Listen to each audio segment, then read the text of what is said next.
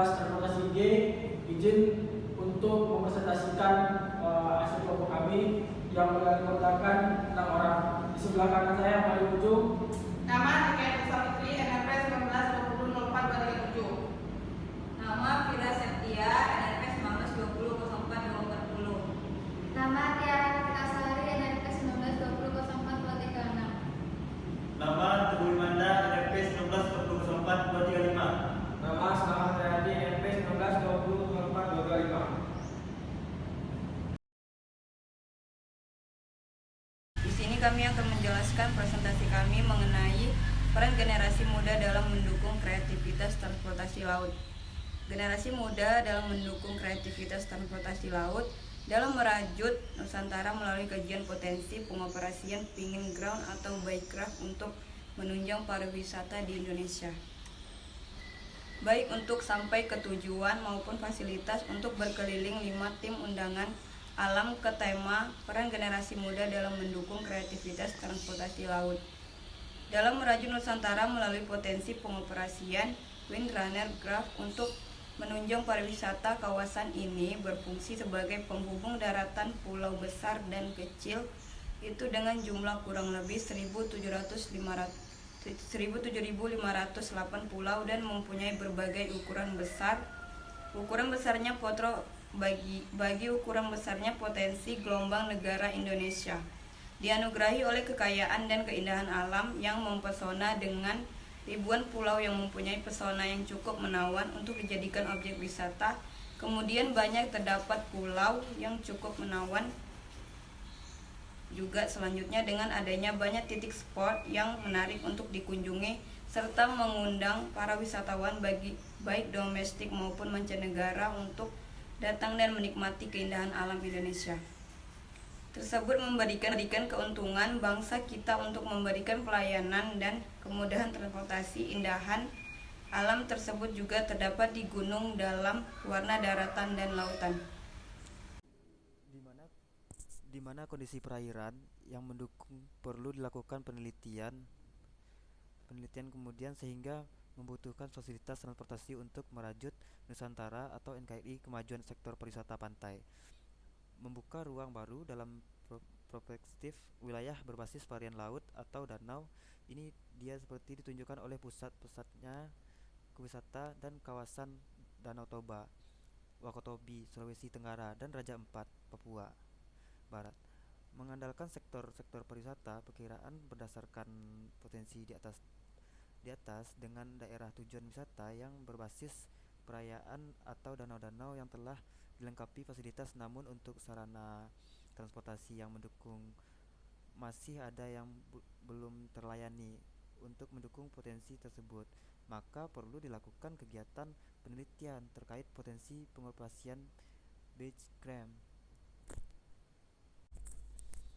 Nah, dan untuk merajut Nusantara dalam penelitian ini perlu dilaksanakan potensi dan karakteristik gaya proyek Indonesia, terutama lokasi yang mendukung potensi pengobatan bagi craft untuk merajut Nusantara yang menyesuaikan kondisi alam dan karakteristik wilayah. Kemudian untuk mendukung studi itu perlu adanya Fitmex.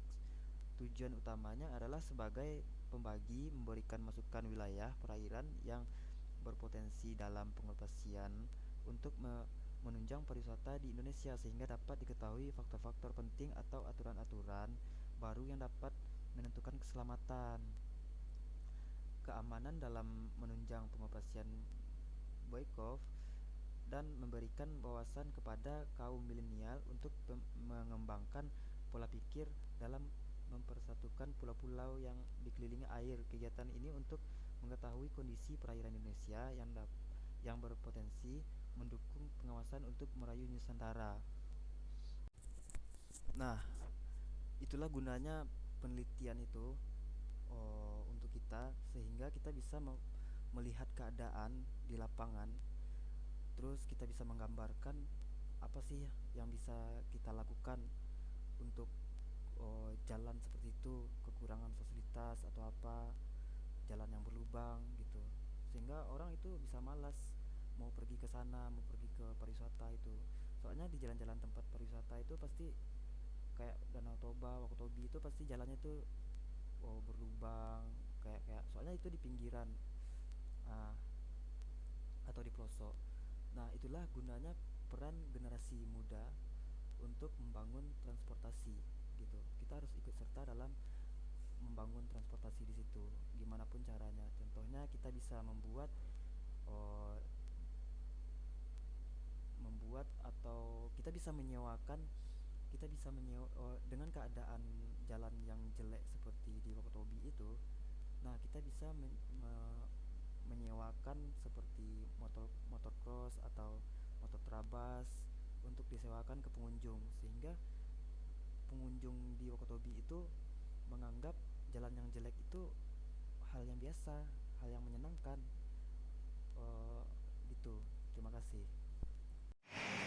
Seperti contohnya terkait dengan kondisi Labuan Bajo sendiri, perjalanan jalur laut untuk menuju ke Labuan Bajo hanya ada 2 kapal saja dengan waktu tertentu, KM Tilong Kabila dan KM Wilis, di mana perjalanan menggunakan KM Tilong Kabila melakukan perjalanan pada pagi hari, sedangkan KM Wilis melakukan perjalanan pada sore hari.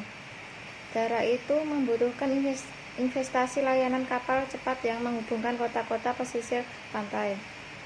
Kapal cepat itu akan bermanfaat di saat hujan. Menuju daerah lain di NTT, ada pilihan transportasi lain yang memadai. Investasi layanan kapal cepat itu akan memungkinkan kota-kota yang berada di pinggir pantai bisa terhubung dengan transportasi laut secara cepat, termasuk Labuan. Jadi, jika wisatawan masuk melalui Kupang atau Labuan Bajo ingin untuk akses transportasi udara atau pesawat terbang yang menghubungkan daerah-daerah wisata di provinsi itu, investasi ini bisa hadir dan setiap kota bisa dalam 2 atau 3 jam. Dengan kapal cepat, maka arus wisatawan juga akan semakin lancar dan penyebarannya lebih merata. Dan juga mendorong pihak swasta berinvestasi menghadirkan layanan kapal cepat tersebut guna mendukung sektor pariwisata dan menggerakkan roda perekonomian di daerah-daerah. Tidak hanya investasi perhotelan, restoran, tapi juga layanan jasa penyeberangan laut. Sebagai wilayah konservasi, kita harus memperhatikan kondisi empowerment implement. Ini artinya kita mengoperasikan sebuah moda transportasi yang bisa sesuai dengan karakteristik wilayah tersebut. Dalam hal ini kita bisa menggunakan teknologi, tapi jangan sampai mengganggu aspek konservasi dari daerah yang akan dioperasikan. Walaupun daerah ke yang lain dioperasikan ini adalah daerah wisata, tapi secara fungsi dia sebagai daerah konservasi, di mana untuk daerah konservasi itu salah satu syarat yang harus kita sepakati bersama adalah meminimalisir adanya gangguan terhadap satwa asli atau lingkungan yang ada di sana, karena suara bising dari helikopter tersebut mengakibatkan komodo kabur. Pengoperasian kendaraan yang baru, Winger sendiri ini adalah produk teknologi dengan karakteristik kelam yang bermesin yang menimbulkan kebisingan. Pasti juga bisa diatasi secara pemanfaatan teknologi. Dalam hal ini, tempatkan insulator untuk peredam suara agar suara yang terdengar bisa lebih rendah. Kita bisa mengimbau untuk ikan-ikan sendiri yang sensitif seperti ikan hiu, ikan paus, agar tidak gampang stres kalau mendengar suara lebih dari 100 desibel.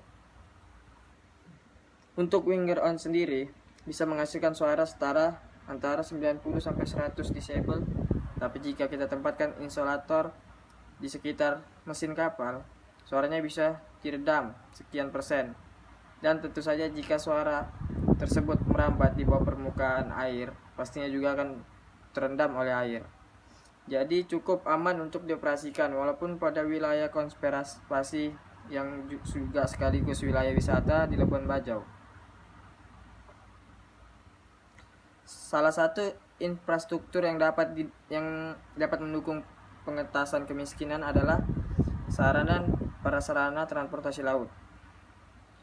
Penyediaan transportasi laut sangat diperlukan untuk menghubungkan suatu daerah tertinggal atau miskin dengan daerah yang lebih maju.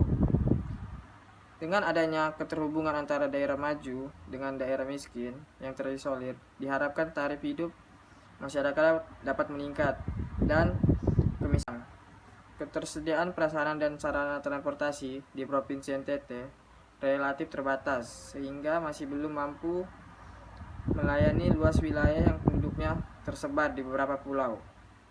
Sedangkan di sisi lain, tuntutan dan permintaan pelayanan angkutan semakin meningkat, terutama untuk daerah yang sudah semakin berkembang, dan juga tuntutan keterbukaan isolasi daerah yang terpencil. Nah, jadi kesimpulan dari hasil presentasi kami itu, kami menyimpulkan bahwa perjalanan laut untuk menuju ke Labuan Bajo hanya ada 2 kapal saja dengan waktu tertentu.